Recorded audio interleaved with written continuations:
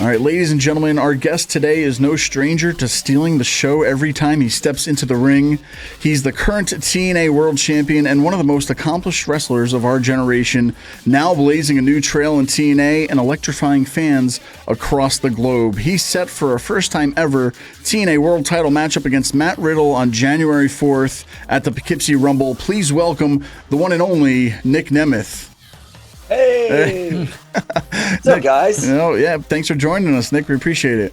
Of course. Happy to be here. I'm excited to get to ACW. I'm excited to see some old friends that I haven't in a while and a couple guys that, as I've been traveling the world the last year, that I bump into in a locker room every once in a while. And now an official wanted man, Nic Nemeth versus Riddle, first time ever. Instead of some 3-minute weird Raw match where Riddle has a fake mustache on incognito and we do a dumb thing. This is a real deal match, and I'm very excited for it because I know what he's capable of, and I know what when someone can do some of the real stuff, we can kind of go at each other a little bit more. I'm really looking forward to it. Sure, yeah. There's not too many firsts in our lifetime anymore, right? So there's not too many things you can say you did for the first time, which is pretty much what I'm asking is, well, what's it like knowing this will be their first time stepping in the ring together?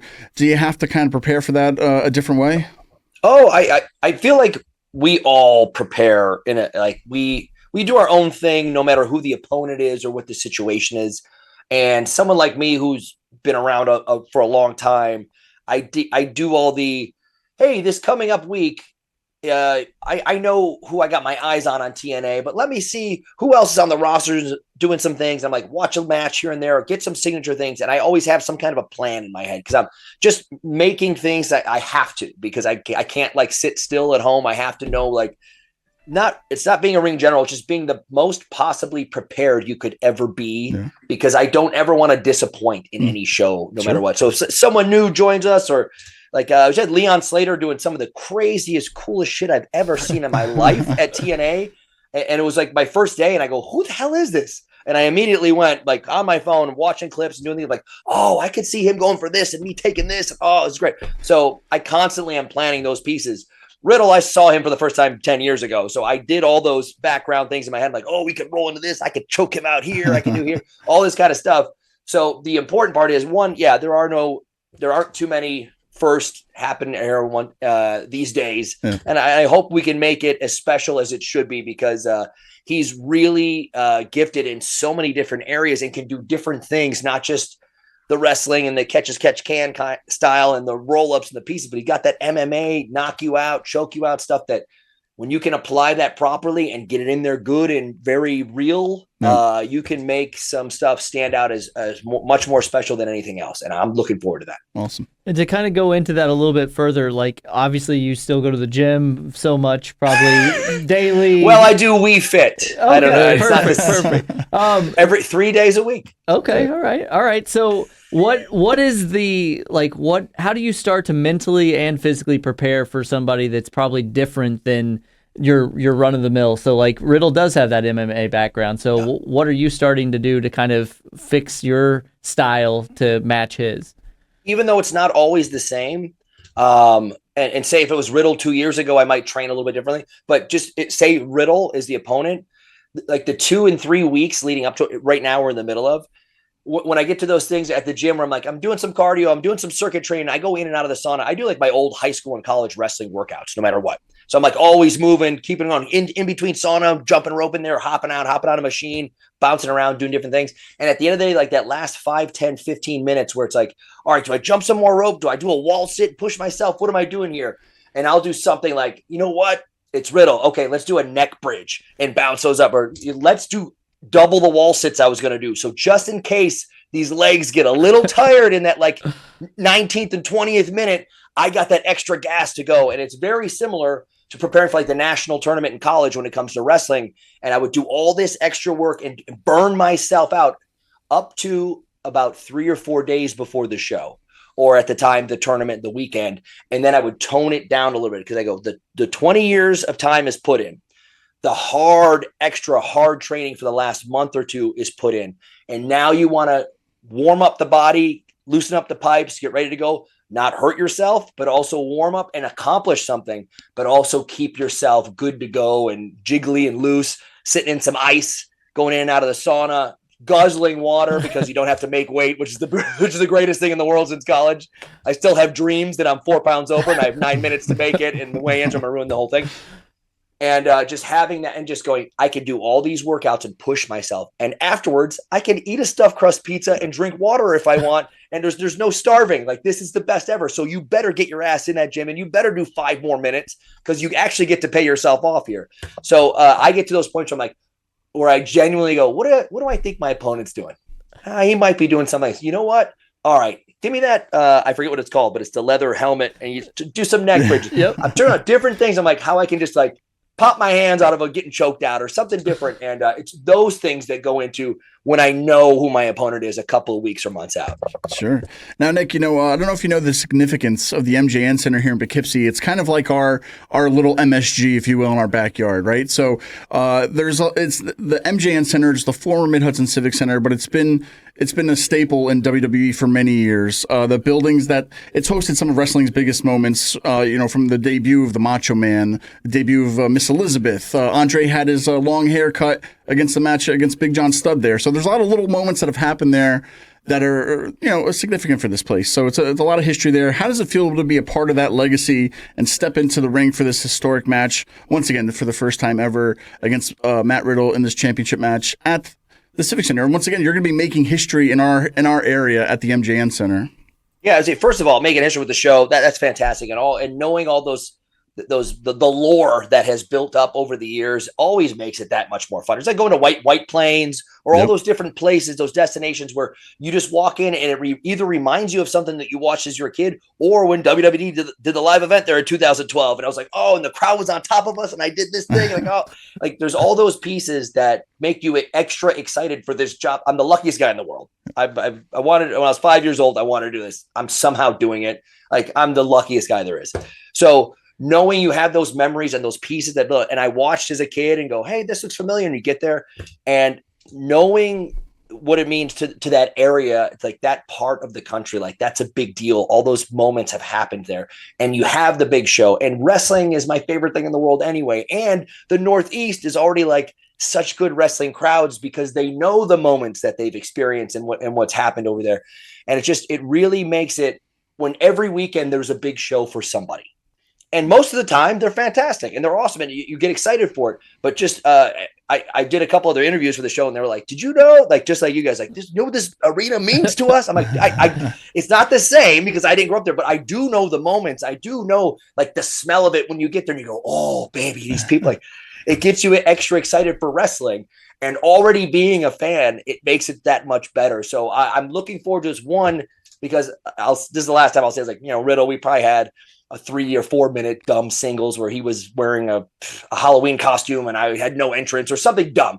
And then now you have a moment to where you can go, we can make this special. We can make our own memory that adds to the lore of this arena when everyone's talking about this show in 10 years, hopefully. Yeah.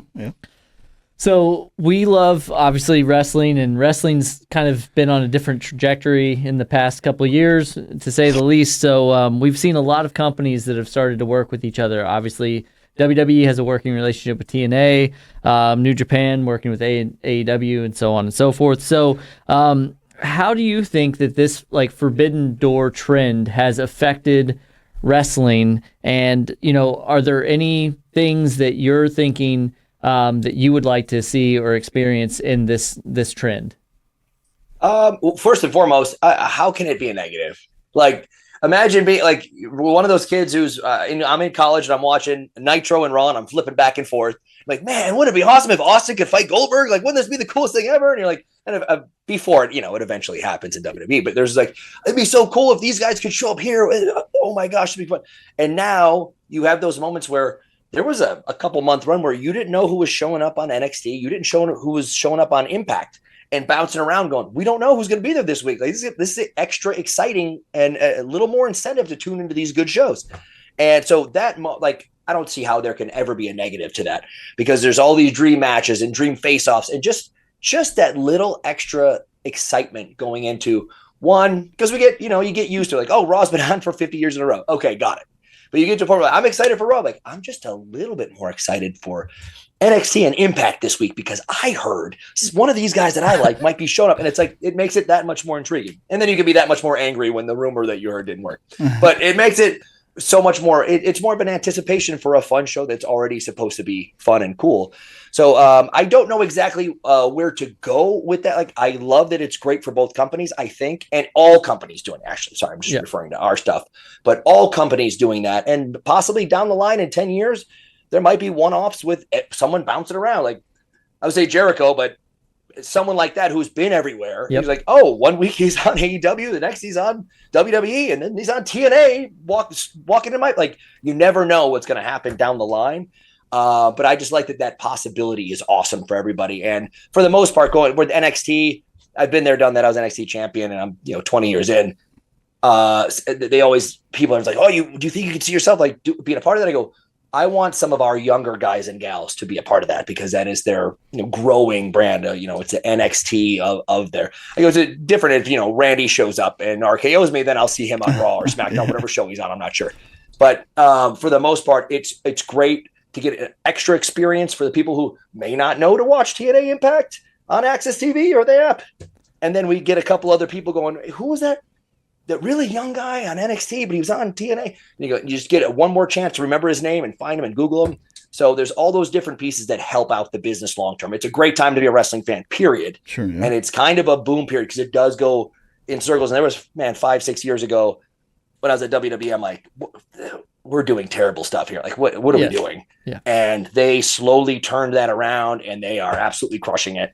And I really appreciate TNA when I decided to go there because they take time and input and set up storylines for months and years at a time. And that is a lost art for some of us. Well, and I'll say this, wrestling for me, and which it really is just for me and no one else, but I just wanted to say that, there's no rumor about this. 2025 is the last year of John Cena in professional wrestling. And if I'm fantasy booking somewhere along the line, you're a part of that. And again, I don't want you to confirm or deny just because I'd like to keep that alive. But would that be something that would get you excited to get in the ring with Cena one more time? I don't think there's anyone alive who wouldn't be excited to do that.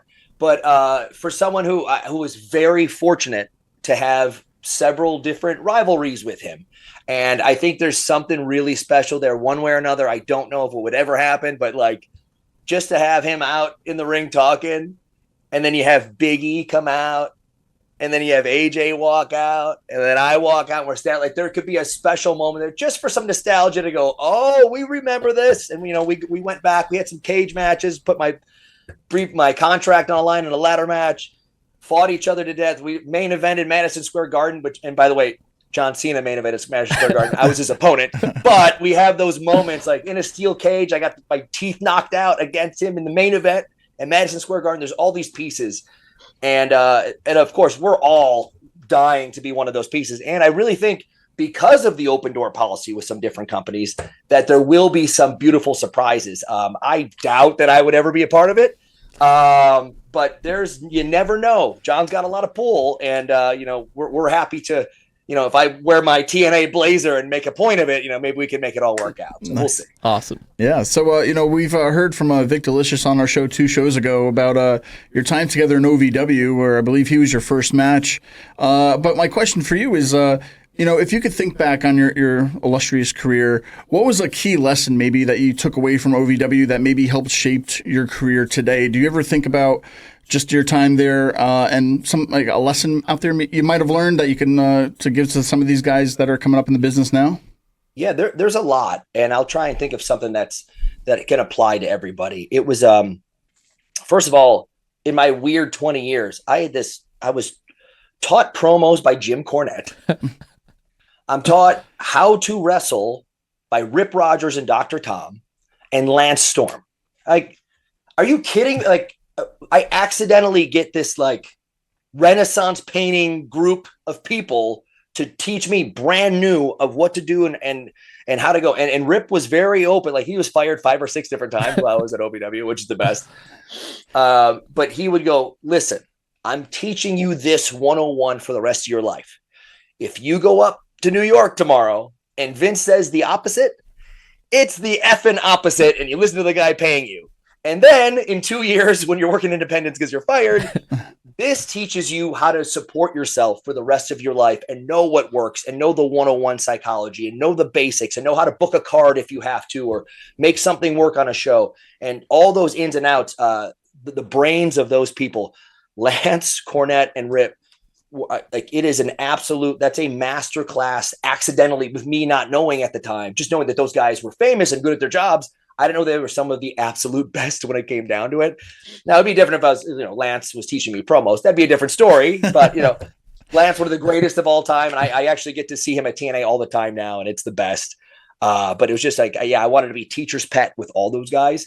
And that is something, even if you're not lucky like me, to have these legends teaching you. If you go, hey, I'm spending my hard-earned money to go to wrestling school. I might not be in the best shape. I not be the best everything, but this one, I go, don't half-ass it. And it's easy to say that, but there are days where, like, hey, I'm working a real job. I'm paying to go to this thing. I just don't feel like, I'd rather go to sleep a little bit early.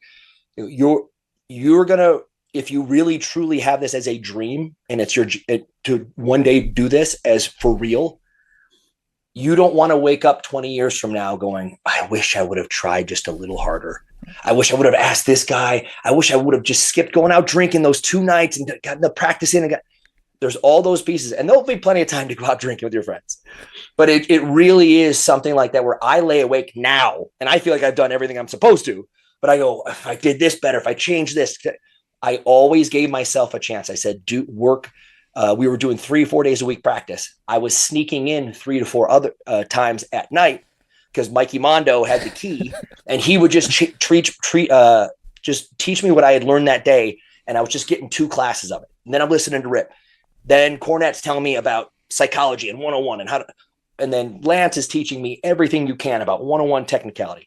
And I have all these pieces, and I go, if you don't have this dream cast of characters that I do teaching you, give everything you can if you truly want to do this.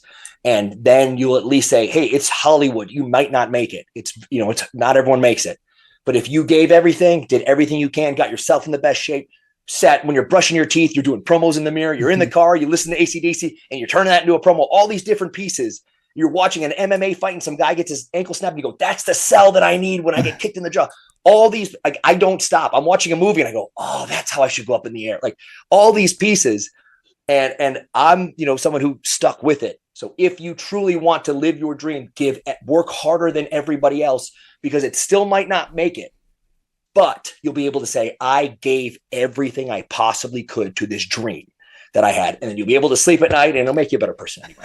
Perfect. It's great advice. I think one of the things that I've always appreciated about you is I've seen that from, I was originally from the Midwest. I went to OVW shows. I was in Southern Indiana, so I would make the drive. I saw you from early on into now, but, wrestling isn't your only passion. And one of the things I like about you is that you're a big fan of stand-up comedy. And you've also started to do that yourself, just, as another part of your dream. And, in wrestling, you hear a lot about Mount Rushmore of wrestling or whatever, but I'm interested in hearing your Mount Rushmore of comedy. It could be a comedian or whatever, but I really want to know what makes you laugh. Man, okay, so I hate this because I can never remember without writing notes down when it comes down to this. So yes, I should have read the email all the way, which I told you I would not. I said I refuse because I like to be caught off guard. Sure. This is one of those times I should have done it, but you gave me the out to where it doesn't just have to name 5 comics or something. Yeah. It's like things, and there's something. My brother and I have been doing improv and messing with our parents since we were 10 years old.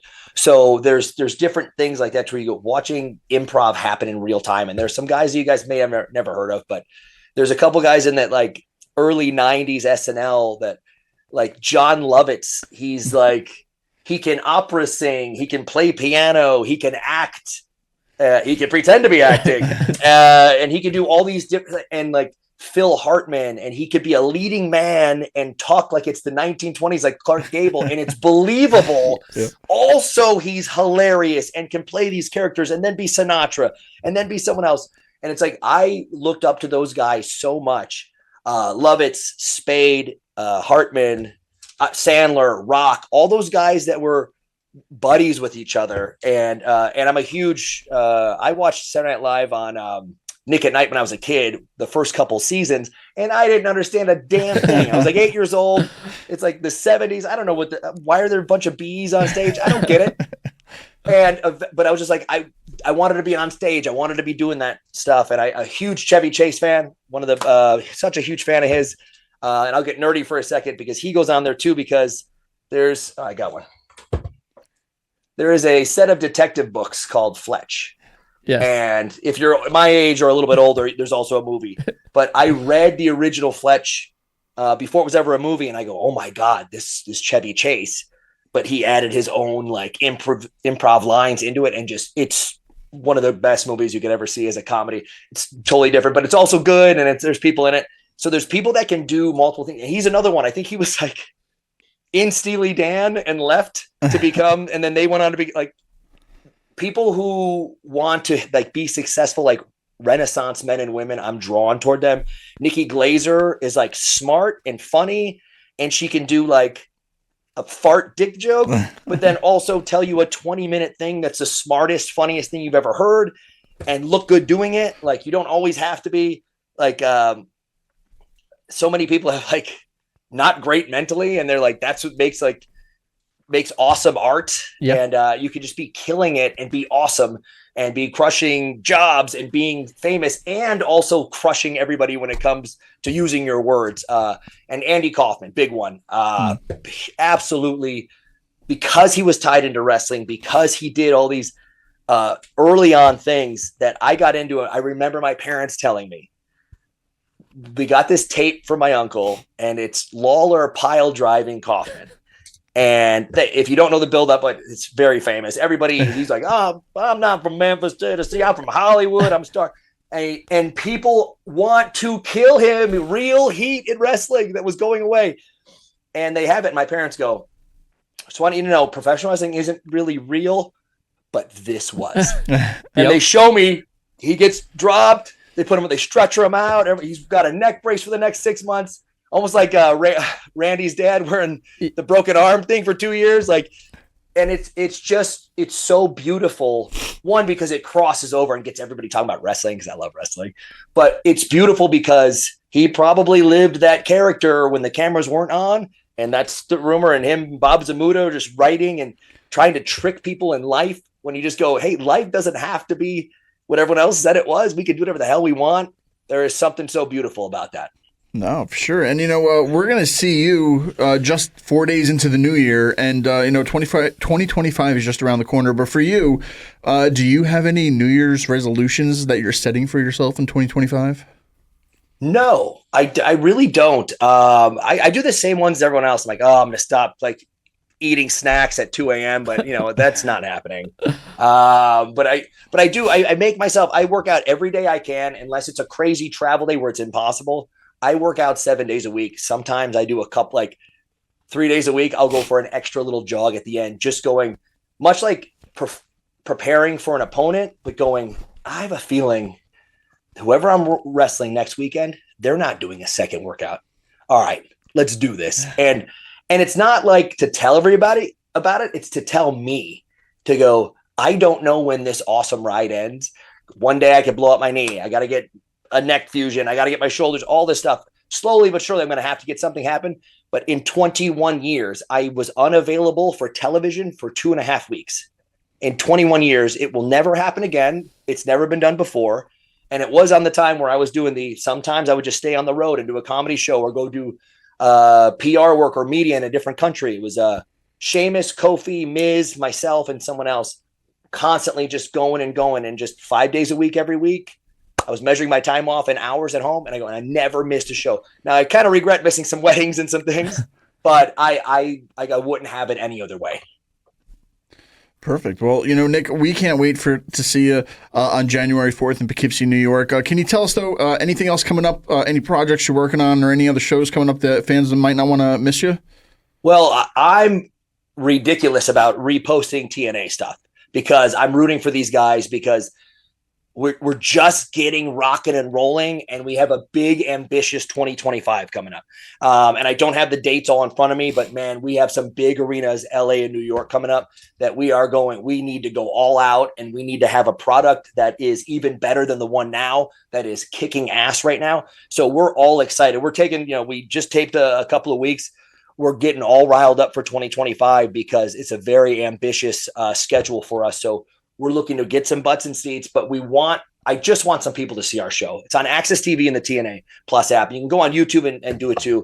The show delivers match and story-wise. And if there's any complaints, direct it to me on Twitter and let me know, because I watch the shows and I go, oh, the story, it makes sense. And it's for months, or it's a year buildup and all these different pieces. And just like the matches are show-stealing matches. And much like that, something that I made my whole career on, now I'm going on last as the world champ, and I go, I got to follow all that plus a Hardy's table match. Oh, damn it. But it makes me go, all right, let's see if I got it. And no one's called me out yet. I'm not doing it. So one of these days I won't steal the show at the end, but so far that hasn't happened. And 2025 is going to be the biggest year yet for TNA in a long time. And I'm really looking forward to it. I think we're going to have some big partnerships coming up. I think everyone's going to be talking about us just a little bit more. But man, if you don't believe me, give us a try. Check out Impact once. Check out one of our pay-per-views. Check out anything. We got Genesis coming up January 19th, and it's the first one of 2025, and we're going to make that very special so everyone goes, holy shit, this is the place to watch. Awesome. Well, Nic, this is ACW.com. We're going to have special meet and greets at Awesome Championship Wrestling on January 4th. Nic versus Matt Riddle for the first time ever in a TNA World title match. Nic, man, thank you so much for joining us. We appreciate it, and we'll see you on January 4th. I'll see you guys there. I'm looking forward to this, not just the show. I'm looking forward to being there in this arena that everyone has told me all the lore. We're going to make some moments again so for the next 20 years to talk about. Let's do it. All right, Nic, man, thank you so much. Appreciate your time, man. You got it, guys. Thank you. All right, thanks so much. Have a good one.